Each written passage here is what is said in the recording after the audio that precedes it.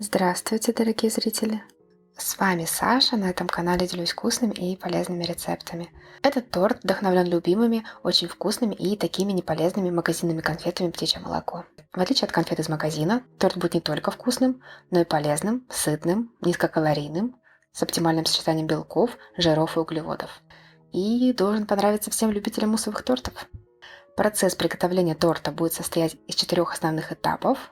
Приготовление бисквитной основы, молочного суфле, верхнего шоколадного покрытия и финальной сборки торта. Между основными этапами нам понадобится время на стабилизацию компонентов. Постараюсь все подробно рассказать и показать. Начнем мы с приготовления бисквитной основы для торта. Сразу же поставим духовку разогреваться до 180 градусов Цельсия. Теперь смешаем просеянную через сито овсяную муку, разрыхлитель, подсластитель по вкусу, у меня 4 грамма фитпарад номер 7.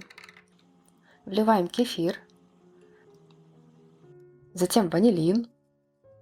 Далее нам нужно отделить белки от желтков. Проще всего, на мой взгляд, разбить яйца в миску и аккуратно руками достать желтки. Желтки сразу же перекладываем к общей смеси ингредиентов и тщательно все перемешиваем. В итоге должна получиться вот такая текстура жидкой сметаны. Теперь можно заняться взбиванием белков. Для этого миска должна быть сухой, обезжиренной, то есть в нее не должно попасть частичек желтка. Для легкости взбивания добавим щепотку соли.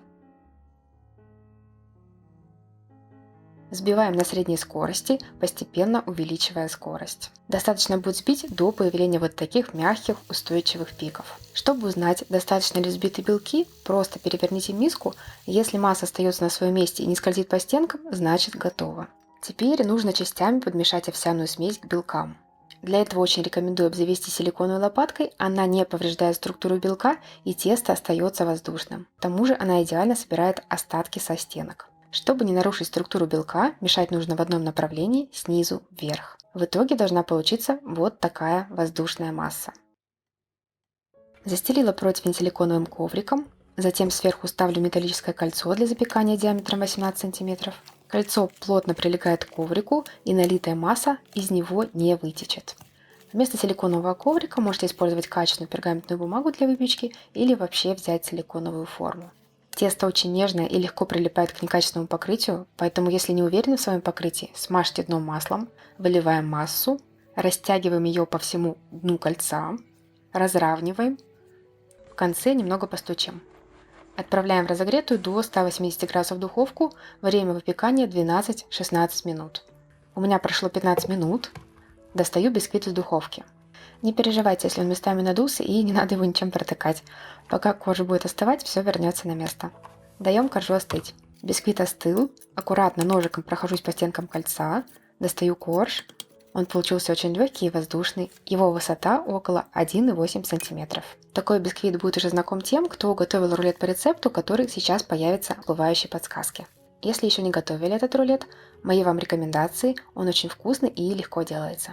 Теперь займемся приготовлением молочного суфле. Для приготовления суфле нам понадобятся куриные белки. Я боюсь использовать сырые белки, поэтому беру пастеризованные, либо сухие под названием альбумин. Альбумин заранее, следуя инструкции производителя, развела теплой водой, немного перемешала и оставила на 20-30 минут. Тем временем приготовим молочную смесь. В сотейник выливаем молоко, высыпаем сухое молоко. К молоку уже подмешала крахмал, затем ванилин, подсластитель по вкусу. Тщательно перемешиваем венчиком до однородности. Желатин. Если у вас не быстрорастворимый желатин, его нужно предварительно развести в молоке и оставить до набухания.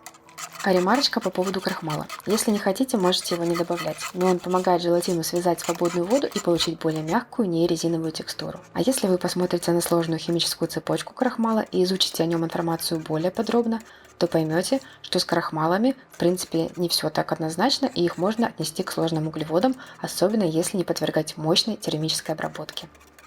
После перемешивания отправляем массу на небольшой огонь нагреваться. Постоянно мешаем, чтобы масса не пригорела. Не доводим до кипения, требуется просто растворить гранулы желатина. Когда желатин полностью растворился, снимаем массу с огня и пока отставим ее в сторону.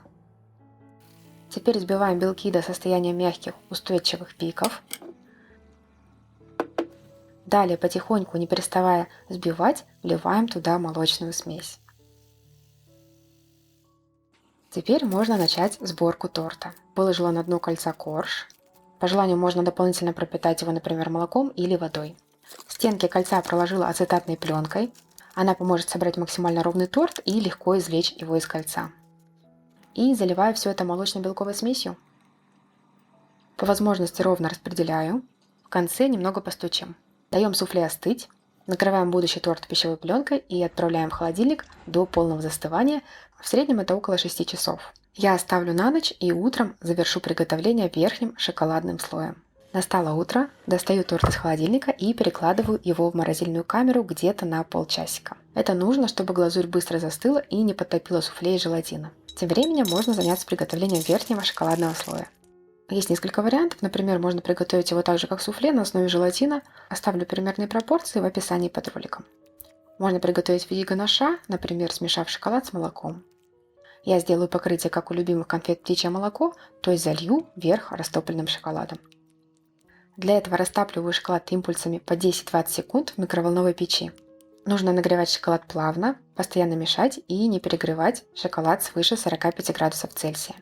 При достижении этой температуры он начинает расслаиваться, терять вкус и аромат. Также следите за тем, чтобы к шоколаду не попала даже капля воды.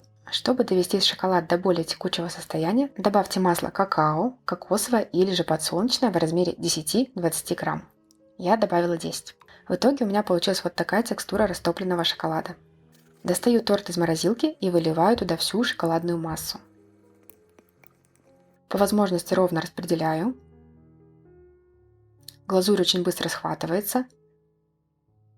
Если хотите сделать потеки по бокам, заранее освободите торт от формы и пленки.